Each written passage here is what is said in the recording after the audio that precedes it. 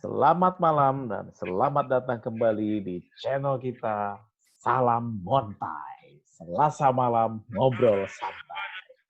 Sudah hadir malam ini seperti biasa saya, moderator Primo, yaitu Petek, kemudian ada Daung, Sukabangun, Putat, dan Tenabang.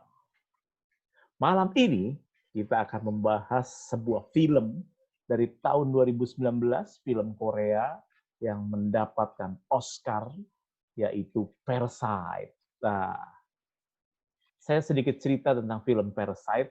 Intinya adalah kehidupan di Korea Selatan yang menggambarkan gap atau kesenjangan antara keluarga miskin dan keluarga kaya, di mana keluarga miskin yang disimbolkan oleh sebuah keluarga Kim tersebut bisa menjadi istilahnya parasit di dalam rumah keluarga Park, yaitu keluarga kaya, orang bisnismen sukses di Korea Selatan. Keluarga Kim menipu keluarga Park dengan berpura-pura menjadi guru les, kemudian bapaknya dibawa sebagai supir, ibunya dibawa sebagai asisten rumah tangga, dan kemudian anak perempuannya juga sebagai apa Guru ya? seni. Guru seni, ya. Sebagai guru seni di dalam keluarga Park itu, tapi sebenarnya mereka menikmati fasilitas keluarga Park, rumahnya terutama, sambil digaji juga. Nah, itu yang ceritanya disimbolkan sebagai parasit. Padahal sebenarnya kalau dari sudut pandang kami, melihatnya bukan cuma si keluarga Kim yang menjadi parasit, tapi sebenarnya keluarga Park itu juga mengeksploitasi si keluarga miskin ini. Salah satu adegan yang paling kuat di film itu adalah ketika terjadi hujan deras. Hujan deras, banjir di kota itu. Kemudian ketika keluarga Kim yang lagi berkesusahan di rumahnya kebanjiran, keluarga Park semena-menanya minta tolong, ayo ke rumah saya, bantuin beres-beres. Nah, itu adalah bentuk contoh bagaimana keluarga Park yang kaya raya itu sebenarnya kekayaannya ditop atau kenyamanan hidupnya ditopang dari keringat-keringat orang miskin di bawahnya. Betul begitu, abang-abang? Betul. Betul. Nah, Betul.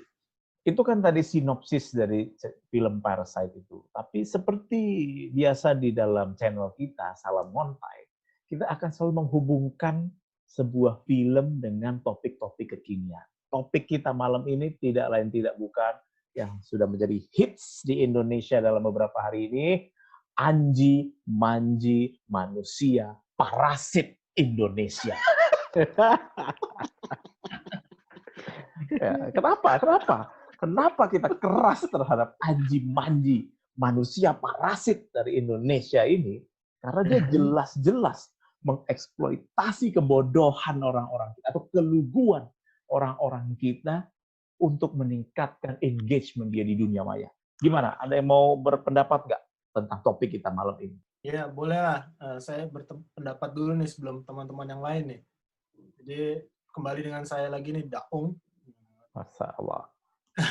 Jadi, kalau menurut saya pribadi, film Parasite ini rada overrated. Jadi, ini pendapat pribadi, bukan sebagai pakar film. Saya kan orang biasa lah. Tapi ceritanya tetap menarik.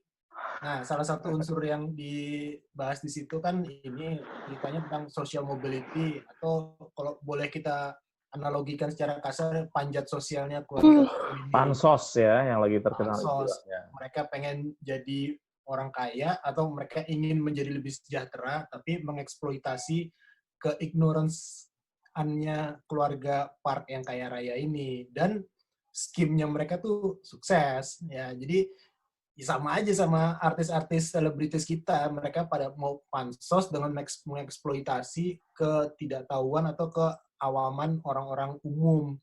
Jadi dibawalah cerita yang apa ya, yang bombastis, tapi isinya sebetulnya nggak ada. Isinya menipu. Intinya penipu. Sama seperti anak yang Penipu. Kim Woo itu, dia memalsukan ijazahnya, itu penipu udah. Yang begini-begini nih yang harus diberantas. Jadi Betul. peran kita sebagai tukang bicara di malam ini nih untuk membawa ke arah situ supaya mereka ini bisa dipertanggungjawabkan segala tindak tanduknya gitu. Dan untuk mencegah munculnya anji-anji baru atau parasit-parasit baru atau Udah keluar ini, anjing-anjing Rick, baru. yang tidak bertanggung jawab dengan pernyataannya. Betul, dan mencuci tangannya. Jadi kalau menurut lu, Daung, Anji itu seperti keluarga Kim ya, seperti parasit, seperti keluarga Kim yang miskin itu menggerogoti keluguan keluarga Park sambil menipu. Persisnya itu dia seperti Kiwo kalau secara pribadi saya menganalogikannya ya. Jadi membohongi kita semua lah. Memalsukan dikasih satu kesempatan kecil dari temannya untuk menjadi untuk bisa kenal sama keluarga Park ini, tapi dia mengabaikan atau menyalahgunakan kesempatan ini untuk sesuatu hal yang buruk menurut saya. Bagus. Terima kasih Daung. Siapa yang lain yang punya unek-unek juga terhadap Anji? Ya silakan Sukabangun ngomong. Ya sebenarnya ini agak berhubungan juga dengan tema-tema kita sebelumnya mengenai ilusi. Jadi bagaimana memang penetrasi sosial media yang sekarang sangat tinggi di sini, di Indonesia ini, tanpa disertai dengan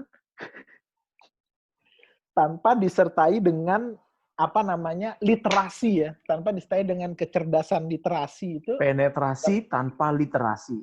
Ya, penetrasi tanpa literasi ini yang membuat orang-orang seperti parasit ini, parasit itu kan pada dasarnya kan dia memakan inangnya gitu ya. Iya. Jadi dan dalam kasusnya tadi menyambung Bang Daung tadi, dia bilang bahwa keluarga Kim mengambil keuntungan dari keluguan tapi juga ignorance kan dari keluarga Park. Nah, sama. Jadi karena anggap aja keluarga Park ini adalah masyarakat kita, sementara keluarga Kim ini ya tadi si artis-artis pansos ini. Dan dia tahu bahwa bagaimana caranya untuk dia mendapatkan keuntungan adalah dengan cara mengeksploitasi sosmed dengan netizen-netizen yang memang tadi literasinya kurang, literasi membacanya kurang, dan entah kenapa mudah sekali untuk malah percaya dengan berita yang bombastis tanpa ada keinginan untuk melakukan cross check. Jadi, karena disampaikan oleh sosok yang dianggap dianggap berkompeten. Padahal sebenarnya kompetensinya tuh apa kita nggak tahu gitu. Itu yang pertama. Lalu yang kedua ya memang ada juga yang mengkritisi bahwa di sini peran, saya belum bisa menghubungkan langsung dengan film, tapi memang di sini katanya peran pemerintah yang tidak secara jelas melakukan edukasi atau kurang melakukan edukasi membuat orang-orang pansos selebriti setengah skuter tadi ya, selebriti kurang terkenal yang dia ingin pansos menjadi dipercaya karena pemerintah nggak hadir di situ gitu kan. Dan itu menambah kebingungan rakyat netizen tadi yang memang tadi lagi-lagi literasinya untuk membaca dan meng-cross-check berita itu masih termasuk rendah. Seperti itu sih tanggapan saya. Sebenarnya sih ya, Sukabangun, Anji itu bukan skuter. Dia memang artis dengan karya yang lagunya yang judulnya Dia itu, penghasilan dari sales digitalnya termasuk paling tinggi emang lagu itu. Sebenarnya paling tinggi ya, faktanya begitu ya. Faktanya begitu. Cuma dia menggunakan itu sebagai pancingan, seakan-akan, gue tuh artis terkenal, jadi gue bener dong kalau ngomong, gue punya platform. Gitu. Ya artinya dia juga, berarti si Anji ini ya, dia juga tidak memiliki literasi tadi, literasi yang dalam untuk ketika dia mau mewawancara siapa atau mengeluarkan pendapat tuh dia juga nggak ngecek lagi apakah pendapat yang saya keluarkan ini valid, apakah memang narasumber yang saya wawancara ini valid. Ya, kelihatannya jelas dia dong, Sukabangun. Ya. Jelas, dia kan parasit. Ya makanya, jadi dengan suksesnya dia mengkonsumsi ignorance dari masyarakat. Iya. Itu. Oke. Seperti itu Bang Pete. Terima kasih Sukabangun. Next, Utat.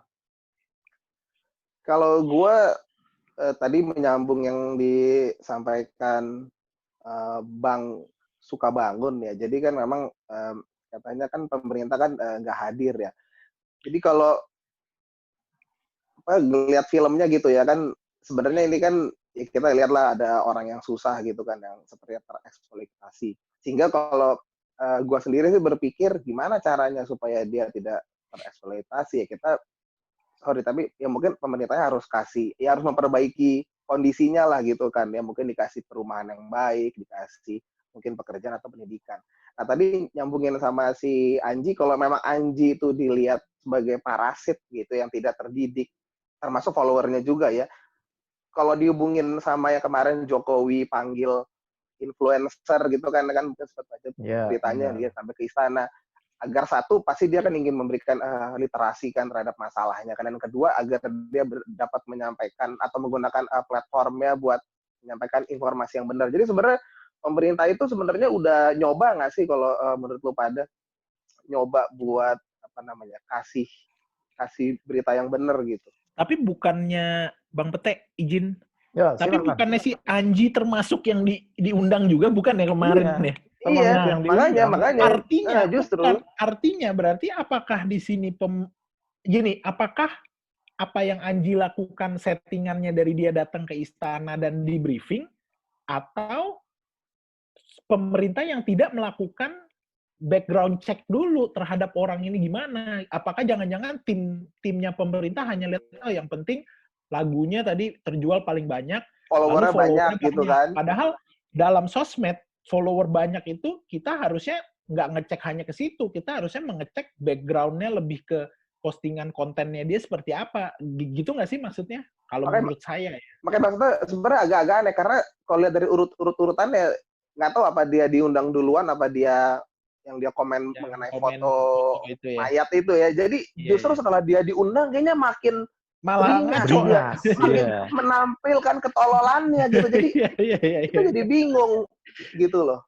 Benar nggak? Kira-kira. Benar. Secara kronologis memang kejadiannya seperti itu. Tapi kan kita tidak bisa memverifikasi apa yang terjadi, obrolan apa yang terjadi di istana. Tapi Bang Anji coba nih dikasih minta pendapatnya nih. Nah, coba. Tenabang ya. Tenabang. Coba. Sebagai di antara kita yang paling aktif di dunia musik. Ya. Dulu. Ya kalau ngomong filmnya dulu nih ya. Ya. Filmnya itu ceritanya oke ya. Cuman nggak tahu kenapa, ya ini pendapat pribadi gue nih, boleh dong ya pendapat pribadi gue. Gue kurang enjoy nontonnya, kurang enjoy nontonnya, gitu loh. Maksudnya kayak nggak terlalu wow lah gitu menurut gue. Jadi mungkin kesamaannya sama Anji ya sama, gue juga nonton YouTube-nya Anji gitu ya, nggak wow juga, biasa aja gitu loh. Malah ancur lah gitu ya, videonya ancur-ancur lah gitu kan, udah nyanyi. Lagunya gimana? Hancur gitu kan, lagunya nggak ada yang terkenal, kontennya juga mau bikin YouTube kontennya juga nggak ada yang bagus gitu kan ya, jadi ya agak 11-12 lah gue ngerasanya gitu loh. Nah, cuman kan kita di sini nih ya, kalau kita lihat si masalah antara keluarga Park sama keluarga Kim nih, kadang-kadang kan orang pasti akan bertanya dong, ini yang salah ini orang yang nipu apa orang yang ditipunya terlalu goblok nih, ini yang salah yang mana nih gitu kan, biasanya perdebatannya juga begitu kan. Nah kalau kita lihat juga gini, jadi kita kadang-kadang masalah terbelah nih, ini yang bego nih ya, maksudnya yang jahat nih si Anjinya apa masyarakatnya aja yang bego mau nonton gitu kan dan percaya gitu kan. Nah cuman kan kita begini lah, kita nih nggak boleh, kita harus dibiasain, kita nggak boleh nyalain korban, dan menurut gua kan masyarakat di sini korban. Nah, si Anji itu kan nulis klarifikasi, dia bilang, ya Anda itu turut memberi panggung juga sama orang-orang kurang ajar emang dia manusianya tuh ya, bajingan dia. Tuh, Anda tuh nonton nanti juga memberi panggung. Ini kan mencoba menyalahkan korban gitu kan. Ya, Anda ini kan sudah punya itu ya, influence ya, maksudnya Anda kan pengikutnya banyak gitu loh. Ya Anda punya kewajiban memberikan informasi yang benar, dan ya wajar aja kalau ada upload video ya banyak yang nonton, ya wajar aja lah, Anda kan public figure gitu loh. Tapi kok Anda menyalahkan korban? Di sini kan kayak ibaratnya kalau dalam misalnya kita analogi nih ya, ini kayak nyalahin korban pemerkosaan gitu loh. Yang disalahin orang yang pakai pakaian terbuka, pakaian seperti gimana disalahin gitu. Nggak fokus. Yang salah kan sebenarnya pelaku lah di mana-mana. Jadi sebenarnya si Anji ini ya gimana ya? Ya intinya ini bukan ngomong ke Anji nih ya, tapi orang yang suka menyalahkan korban tuh ya anjing gitu kan. Anjing gitu loh. tapi ya, gue mendengarkan kalian ngomong ini, gue tambah kesel gue sama Anji beneran loh. Makin lama makin iya emang. Dan dia bilang katanya harusnya Profesor Hadi Pranoto yang meminta maaf karena dia yang melakukan klaim. Nah, jadi ini baru baca di sosmednya beliau nih, sosmednya si Anji Manji ini ya. Dia nulis ada berbicara dengan orang yang mungkin paling dicari di dunia ini. Bayangin, dia bilang orang paling dicari di dunia ini loh. Paling itu kan superlatif ya, udah paling top berarti kan, di atas. Aduh. Memang dua-duanya kayaknya agak ini sih, agak ada gangguan kejiwaan. Jadi kalau di video itu kan kita perhatiin ya, siapalah itu si Hadi itu kan dipanggilnya kan selalu prof gitu-gitu ya. Iya. Prof. Nah, kalau orang waras nih ya, tahu dirinya bahwa gue bukan profesor, dia pasti akan mengkoreksi. Iya. Mengkoreksi kan, oh enggak, saya bukan profesor, gini, jangan panggil saya prof. Ini kan diem aja gitu loh, kayak sokul tapi seneng gitu. Sakit jiwa gitu kan. Sakit jiwa kan. Slide ketiga, Profesor Hadi Pranoto adalah salah satu orang yang sepertinya paling dibutuhkan di dunia. Iya. Tapi gini, ini agak sedikit out of topic, tapi seperti dibilang tadi oleh penabang ya, ini menarik untuk membicarakan. Jadi saya pernah punya teman, bukan punya teman, jadi punya guru les. Jadi guru les bass ya. Les bahasa Inggris. Les bass waktu itu, les bass. Namanya Kim. Dia begitu les sama dia nggak pernah ngajarin apa-apa. Jadi nggak pernah diajarin teori apa-apa. Dia sukanya cuma main lagu doang, terus gue disuruh ngiringin. Nah, tapi sambil main lagu itu tanpa dia belajar teori, dia selalu cerita, oh ya sorry ya, saya nggak bisa lama-lama nih lesnya karena saya sedang sibuk ambil S2. Dia bilang gitu. Terus ya kan gue basa-basi kan, oh ambil S2 di bidang apa? Oh ini saya lagi ngambil di bidang hukum, di bidang bisnis, sama di bidang apa sih namanya, kayak kimia gitu lah. Itu gue agak lupa karena waktu itu gue masih SMA. Nah, terus akhirnya suatu hari pas datang ke les, dia dibilangnya udah resign dari sekolah musik itu. Oh ya udah, berarti udah gue nggak ketemu lagi dengan si guru bass itu. Tiba-tiba beberapa tahun kemudian, kebetulan bapak saya kan juga suka main musik ya. Di grup bandnya itu ada basis baru. Ya itu orang tadi. Ya itu orang tadi. Jadi dia bilang, kita punya ini baru nih ya. Kebetulan kan band itu bernama The Professor Band gitu ya. Jadi di dalamnya itu harus ada profesor. Nah, hebatnya orang ini, kalau beberapa tahun yang lalu dia bilang dia baru S2, ketika masuk di band itu dia sudah menjadi profesor. Dan dia dengan jelas bilang bahwa dia tuh profesor, doktornya aja ada 3, gelar doktornya itu ada 3. Padahal tuh sebenarnya bullshit, nggak ada, dia tuh nggak punya gelar apapun, dia cuma kayak orang temen biasa. Kita ya, kayak temen kita juga ada loh yang kuliahnya bergelar-gelar, itu juga ada loh. Ya tapi ada yang itu, tapi ini lebih sadis lagi. Itu baru gelar doktornya. Kalau dia ngakui gelar doktor 3, hebat. Kalau teman kita kan yang mau izin S1 doang, 3 buat apa? Iya, jadi biar bisa jadi S3 gimana sih?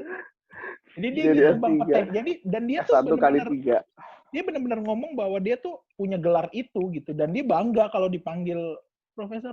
Dia senang. Tapi pertanyaannya gini, sebentar dulu. Pertanyaannya gini, dia tetap diterima nggak di band itu?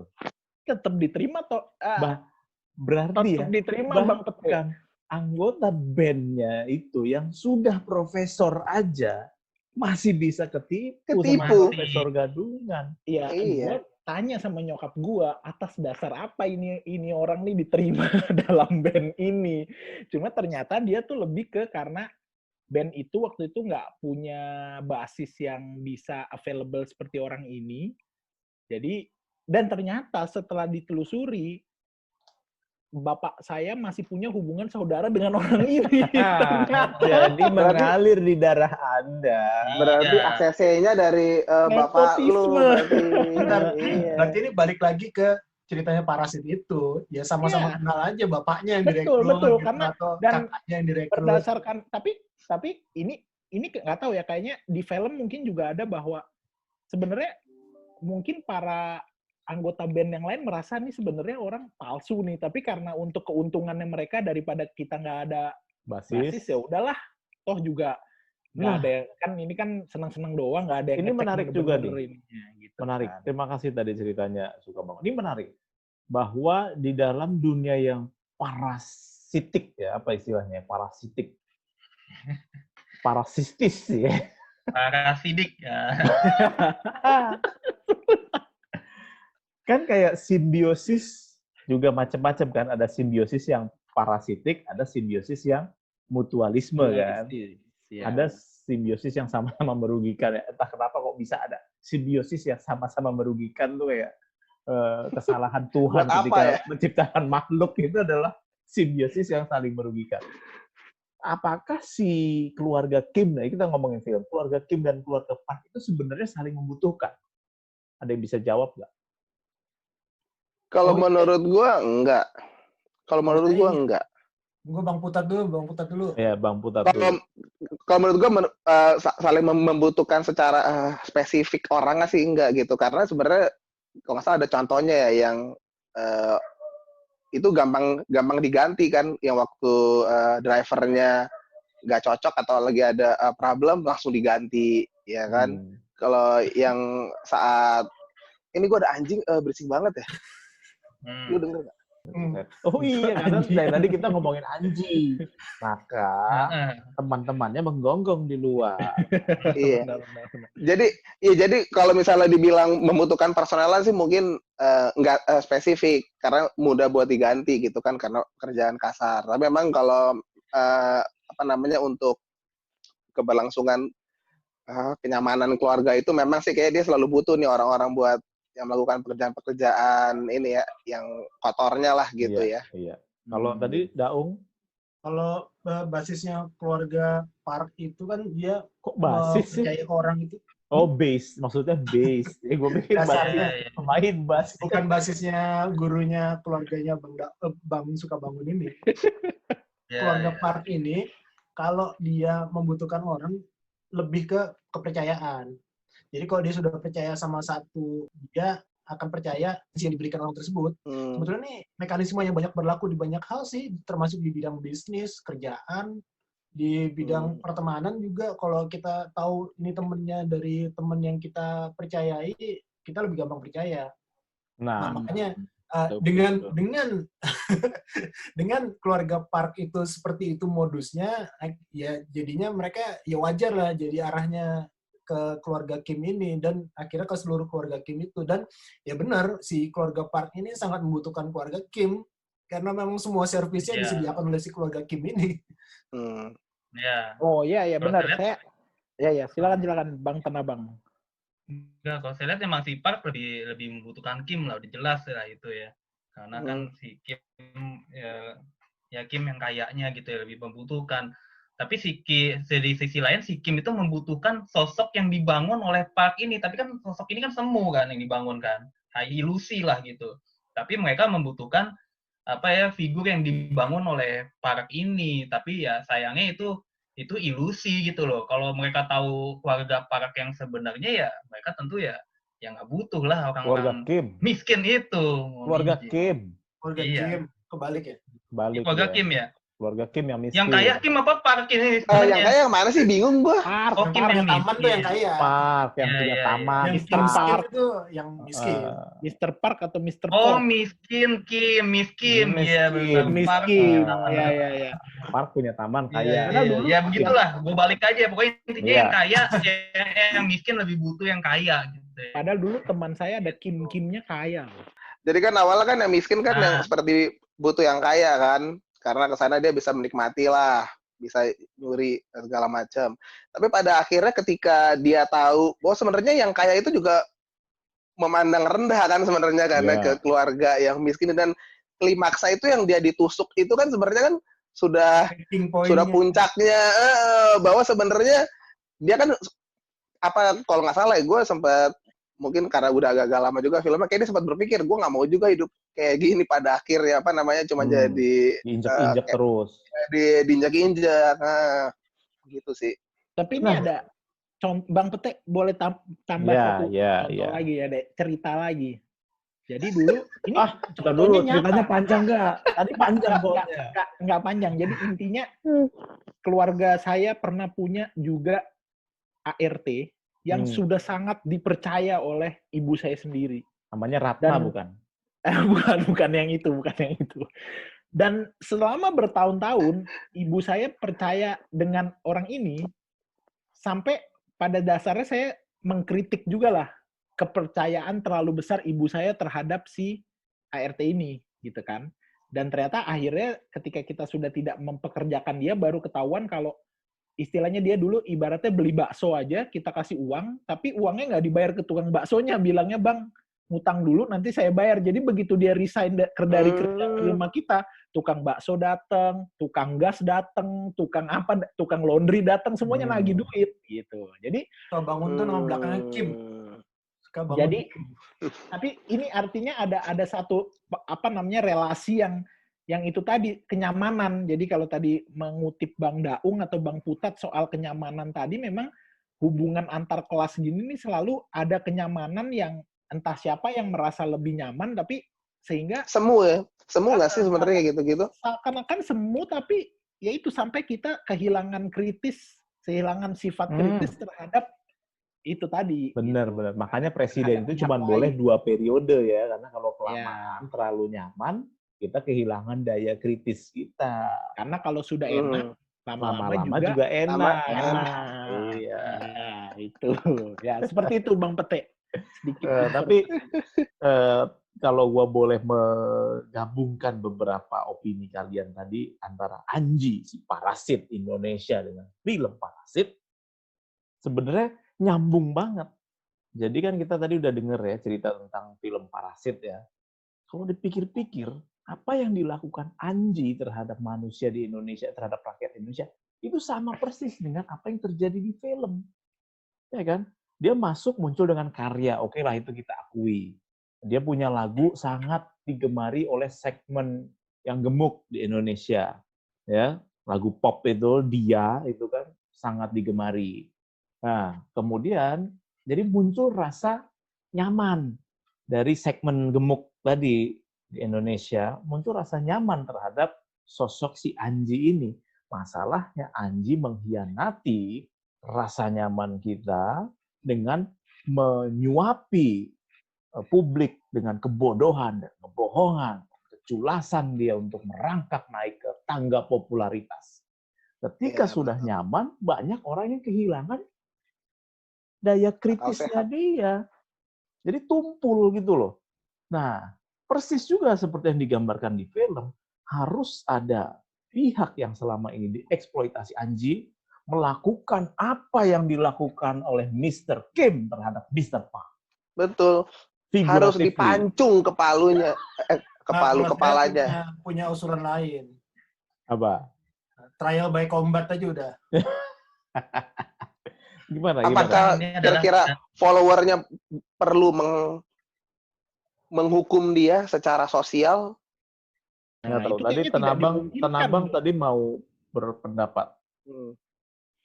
Ya nggak, maksudnya dari film itu misalkan ya, sama dari kejadian Anji, misalkan kita harus berpikir bagaimana kita nih yang ya rakyat biasa yang jadi korban nih. Kalau di film itu si siapa yang kaya, Park misalkan, gimana untuk supaya tidak tertipu lagi gitu kan, dan kita juga gimana supaya nggak tertipu lagi. Ya makanya ya buat YouTube betul yang nonton YouTube nih ya, ya tetap harus lebih, makanya harus kritis lah gitu lah, tobat lah gitu, apalagi yang sempat percaya gitu ya sama Anji, atau enggak percaya sama YouTuber yang penuh gimmick itulah, terus Atau Jerings. apa sih, ngandelin giveaway aja, atau enggak yang penuh gimmick-gimmick ya kayak Jering segala macam. Ya segera tobat aja lah gitu lah, tobat terus bekali diri dengan ilmu gitu kan. Nggak bosan apa kan jadi bodoh terus ya, harus bosan lah lama-lama lah, anjir gue bodoh terus gitu ya, harus inilah, harus tobat lah. Ini bukan menyalahkan korban ya, tetap yang salah Anji, tetap yang salah Anji. Cuman kan kita harus ibaratnya kayak kalau analogi lagi ke ya betul, korban pemerkosaan gitu ya, kita nggak menyalahkan korban nih, tapi kan kita harus yang korban harus belajar juga dong, oh gimana nih gue cara menghindari kejadian ini ke depannya gitu dong, bener kan? Dia nggak boleh ini, kalau dia sampai mengulangi kesalahan yang sama, ya ibaratnya tetap salah sih yang pelaku, tapi kan gimana ya, kok dia gagal menghindari kejadian itu kan, itu kejadian yang nggak enak dong, pasti kan. Nah ini juga seperti itu, dibohongin kan nggak enak gitu loh, dibohongin nggak enak, kita harus menghindari, maka itu kita harus berpinter-pinter lah, ya kan, kritis gitu, terus ya udahlah carilah konten-konten yang lebih berilmu lah gitu, selesai lah sama yang gimmick-gimmick murahan gitu ya kan. Selesai lah sama apa sih, ya cari gimmick lah, sama konspirasi lah, apa-apa gitu, udahlah selesai lah gitu loh. Gitu sih harapannya. Gue perlu mengklarifikasi juga nih apa yang diucapkan Tenabang, supaya kita juga tidak dihakimi oleh SJW yang beredar di dunia maya bahwa jangan pernah menyalahkan korban, tapi ada gue sempat baca di Twitter tentang psikologi kriminalitas atau apa gitu ya, gue lupa, bahwa salah satu permasalahan di dalam tindak kriminal itu ketika si korban masuk ke dalam situasi yang dia tahu tidak ada jalan keluarnya. Jadi contoh misalnya ketika lo seorang perempuan, lo nggak mikir, jangan bilang seorang perempuan ya, lo seorang yang itu si suaminya si pembantu yang lama itu, dia udah masuk ke dungeonnya keluarga Park itu kan, udah nggak ada jalan keluar lagi dia. Tapi gue bukan pengen ngomongin itu, ntar dulu, sabar Bang, sabar. Gue tadi pengen mengklarifikasi supaya kita tidak victim blaming kan di dalam kasus perkosaan yang dianalogikan oleh Tenabang. Jadi ketika misalnya bukan salah korban, tapi harusnya korban juga belajar. Itu bukan menyalahkan. Gue setuju dengan apa yang kata Tenabang. Itu bukan menyalahkan, karena memang ada kondisi-kondisi tertentu yang secara logika atau secara pengetahuan umum, lu nggak boleh masuk ke dalam suatu situasi yang lu tidak punya. Dihindari lah. Jangan punya, kayak misalnya, ketika lu diajak oleh seseorang, nggak usah perempuan ya, ketika di antara kita, diajak oleh orang yang kita tidak terlalu kenal, ke suatu ruangan yang kita tidak tahu jalan keluarnya, kita tidak punya akses terhadap bantuan, secara instingtif harusnya kita menghindari itu. Karena apabila terjadi sesuatu, kita nggak punya exit plan, kayak gitu. Ya, misalnya contohnya gini aja sih, Tom, kalau memang perkosaan agak sensitif ya, tapi semua orang tahu lah maksud gue ya, gue nggak victim blaming. Tapi gini deh, misalkan kita takut dipalak nih, ya kan, kita takut dipalak nih, gitu loh. Ya yang salah kan pasti yang malak lah, kriminal kan gitu loh. Dong kita, tapi kan kita waspada. Nah, itu doang, kita harus waspada dong. Kita harus menghindari risiko-risiko yang ada, karena kan orang jahat ini kan nggak mikir ini dia salah apa enggak gitu loh. Kita masuk ke daerah rawan gitu, misalkan sendiri malam-malam ke jalan buntu, ya kan, ya matilah kita gitu loh, habislah kita pulang telanjang gitu kan. Nah ibaratnya gitu loh, analoginya gitulah. Yang walaupun kita nggak salah, karena kita ya salah. yang salah tetap yang ngerampok kita gitu kan. Tapi ya kita setidaknya waspada gitu loh. Nah ini dalam arti juga para penonton YouTube ini, nah ini kewaspadaan ini yang mau gue bangun gitu loh. Waspada lah lu ketika lu nonton segala macem, terus kalau emang udah nggak masuk akal, udah tinggalin gitu loh. Maksudnya lelah lah jadi goblok gitu loh, lelah lah jadi bodoh. Aduh, kenapa gue betah ya bodoh dulu ya, gue bosen lah. Bang Tenabang, Bang Tenabang sedikit menanggapi kata Abang Tenabang, yaitu tadi masalahnya, kalau benar kita pikir lelah lah jadi bodoh, harus kritis, tapi masalahnya dia tahu nggak kalau dia itu sedang dibodohi. Itu consciousness itu tuh ada apa tidak, itu yang kayaknya masih harus kita bangun dengan kita ngomongin soal literasi tadi itu. Nah, Karena dari literasi itu membangun consciousness kan, membangun kesadaran, ya bisa gitu kan. Tapi masalahnya sekarang literasinya aja masih kurang, sehingga orang-orang seperti Mas Anji ini leluasa untuk mengeksploitasi daerah ini gitu kan, apa namanya, Iya. Banjar itu Ini tadi. kondisi yang makanya- sama seperti yang digambarkan di filmnya itu. Di film Nah, Parasit. makanya inilah tujuan podcast ini adalah mengutuk kebohongan Anji itu. Jadi orang pada tahu, bohong tuh, gitu loh. Mendingan dengerin podcast kita nih, kayaknya ada ilmunya, benar. gitu kan. Benar. Iya. Tadi Nah, apa? betul. Daung pengen ngomong tentang filmnya. Iya, jadi analoginya benar sama di keluarga yang di Parasit ini. Keluarganya Park ini menganggap pendidikan itu penting ya. Makanya dia mengeleskan anak-anaknya. Tapi terutama ya nggak cukup juga. Mereka yang udah berpendidikan tinggi tetap bisa dibohongi juga. Apalagi yang orang-orang yang pada cuma nonton YouTube doang. Apalagi mereka nggak lebih gampang lagi dibego-begoin. Yang disebarin informasi nggak jelas di WA grup keluarga. Langsung disebarin ke keluarga yang lain. Banyak yang kayak begini. Yang keluarga yang terdidik seperti si Mr. Kim ini aja bisa abai, apalagi yang Mr. Park. Gitu. Yang terdidik seperti Mr. Park. Yang terdidik seperti Mr. Park. Park. Itu aja bisa lolos gitu. WA grup keluarga itu memang Parasit. salah satu tempat yang harus diwaspadai itu memang. Parasit. Karena kayaknya hoax itu banyak. Oke. Seru banget ya pembicaraan ini ya. Karena kita semua punya rage, punya amarah yang membuncah kalau kata suka bangun terhadap kita nggak memvilifikasi satu sosok ya seperti Anji ini, enggak, karena dia hanya puncak gunung es, bener nggak? Iya kan? Anji sebenarnya banyak juga lah yang kayak dia juga ya. Banyak, bahkan bukan cuma YouTuber kan, kita juga tahu di beberapa lini kehidupan, di masalah agama juga ada orang-orang kayak Anji. Di politik apalagi semuanya itu kayak Anji. Parasit. Masih ada lagi nggak? Masih ada lagi emosi yang terpendam terhadap Anji, Manji, dan film Parasit ini? Sebelum gua conclude, sebelum gua tutup. Sebelum segera ditutup saja. Iya. Udah satu kata lah buat Anji lah. Apa? Satu kata. Trial by combat lawan The Mountain. Trial by combat, bener. Gue usul sih Anji versus Daus Mini. Soalnya suka pakai kupluk dua-duanya. Tyrion Lannister dong. Suka bangun. Aduh, saya masih mikir yang lain dulu deh, Bang. Ya udah, putat. Ini apa nih? Kesimpulan. Kalau menurut gue sih, karena tadi kita mau nyalahinnya kan yang memberikan berita palsu kan, bukan korbannya kan. Jadi memang kalau menurut gue, jika memang kita punya sosial media gitu, kalau memang kita tidak capable atau tidak memahami isu, menurut gue nggak usah lah menjadikan itu sebagai platform buat menyampaikan satu ide ya. Ini bukannya menentang freedom of speech ya, tapi coba dipahamin dulu deh isinya gitu ya, sehingga ketika kita menyampaikan banyak orang yang dengar itu ya isinya benar gitu, dan nggak menimbulkan kegaduhan gitu ya.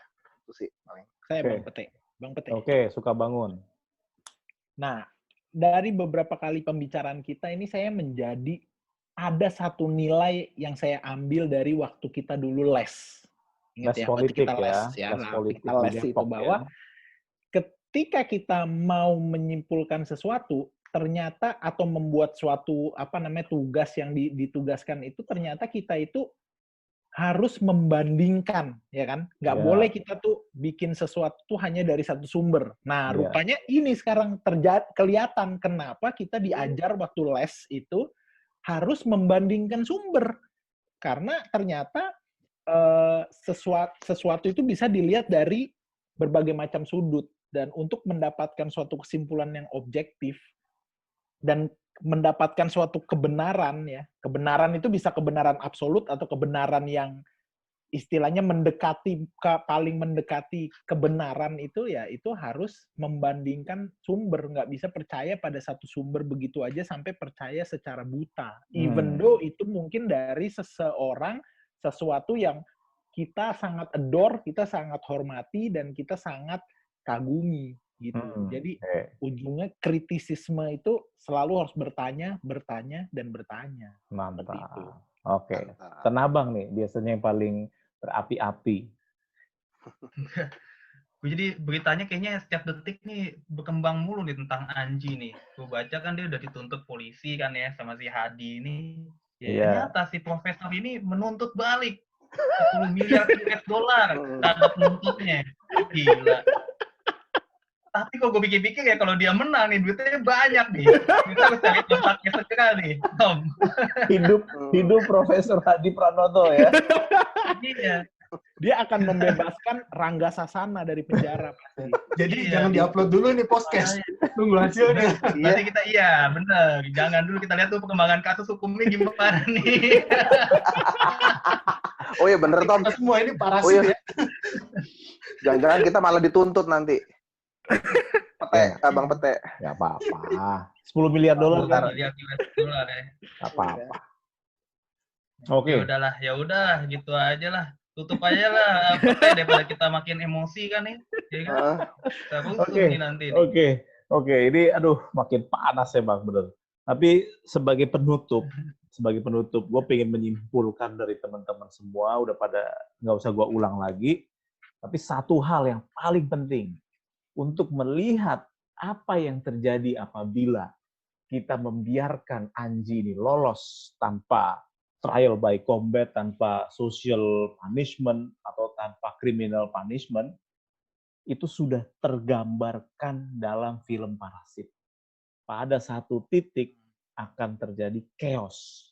Kalau misalnya kenyamanan atau door, tadi kalau kata Sukabangun, pemujaan, kenyamanan, itu menumpulkan kritisisme, itu akan menimbulkan chaos. Meskipun kesannya kita menikmati, meskipun kesannya Mr. Kim, keluarga Kim menikmati hasil menyedot kekayaan Mr. Park, tapi ternyata ada yang nggak bisa digantikan, yaitu harga diri. Sekarang itu pertanyaan kita kepada para pendengar dan pada masyarakat secara umum. You masih punya harga diri nggak? Gitu kan? Mau-maunya digoblok-goblokin sama Anji ataupun siapapun lah yang nanti ada di masa depan. Bangkitkan harga diri itu. Betul. Tobat nasuha gitu loh. Tobat nasuha segera. Bagus ya memang Bang Pete nih kesimpulannya ya. Cocok ya jadi moderator ya. Itulah kenapa saya nggak mau lanjut sekolah lagi. Takut nanti jadi tambah pinter. Oh iya benar. Apalagi kalau ambilnya jurusan les ya, benar-benar. Iya. Baik, terima kasih sudah meluangkan waktu mendengarkan celotehan sampah dari manusia sampah Indonesia. Sampai jumpa di minggu depan dengan film-film lain dan dengan topik-topik kekinian lain di acara kita bersama Salam Montai. Selasa malam ngobrol santai. Goodbye. Bye. Goodbye. Bye-bye. Bye.